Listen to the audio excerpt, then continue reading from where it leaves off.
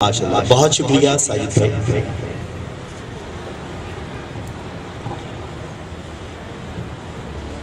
نبی پاک علیہ السلام کے ذکر کی محفل سجی ہے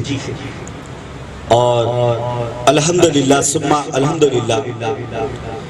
وہ افراد بیٹھے ہیں جو عشق نبی کا دعویٰ کرتے ہیں، لیکن اتنا ٹھنڈا عشق نہیں چلے۔ سبحان اللہ اور ماشاءاللہ کی صدائیں اگر آپ بلند کر دیں تو یہاں پہ جو ثناءخواہ آئیں گے ان کو پڑھنے میں اور آپ کو یقینی طور پر سننے میں مزہ آئے گا۔ ایک مرتبہ عقیدت اور محبت کے ساتھ سب مل کر کہہ دیجئے سبحان اللہ، سبحان اللہ، ایک مرتبہ پھر کہہ دیجئے۔ اور دوران نعت اگر کوئی شعر پسند آ جائے تو آپ نے بآواز بلند کہنا ہے سبحان اللہ، اور ماشاءاللہ کی صدائیں چلتی رہیں گی تو یقینی طور پر آپ کو سننے میں، اور جتنے بھی ثناءخواہ ننھے منھے اور طلبہ یہاں پہ تشریف لا رہے ہیں ان کو سنانے میں مزہ آئے گا، کیونکہ زباں پر جب محمد کا نام آتا ہے، زباں پر جب محمد کا نام آتا ہے بڑی تسکین ملتی ہے اور دل کو بہت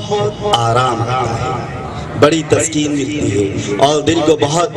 آرام آتا ہے۔ الفاظ جب تک وضو نہیں کرتے ہم ان کی گفتگو نہیں کرتے۔ ایک مرتبہ الفاظ کی طہارت اور پاکیزگی کے لیے درود پاک کا نذرانہ پیش کر دیجئے میرے ساتھ، اللہم صلی علی سیدنا مولانا محمد۔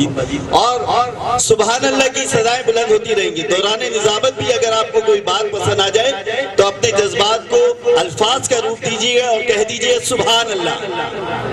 کوشش کروں گا کہ پروگرام کا سلسلہ انشاءاللہ گرمی سے چلے، تو اس تمید کے ساتھ میں اگلے ثناءخواہ کو دعوت نعت دے رہا ہوں کہ لکھنا شروع کروں حضور کے احسان کم سے کم، لکھنا شروع کروں حضور کے احسان کم سے کم، صفحے فلک تک بنے میرا دیوان کم سے کم، صفحے فلک تک بنے میرا دیوان کم سے کم، اور دریا پہاڑ سب ہوں قلم دان کم سے کم، تب جائے گا لکھا عنوان کم سے کم۔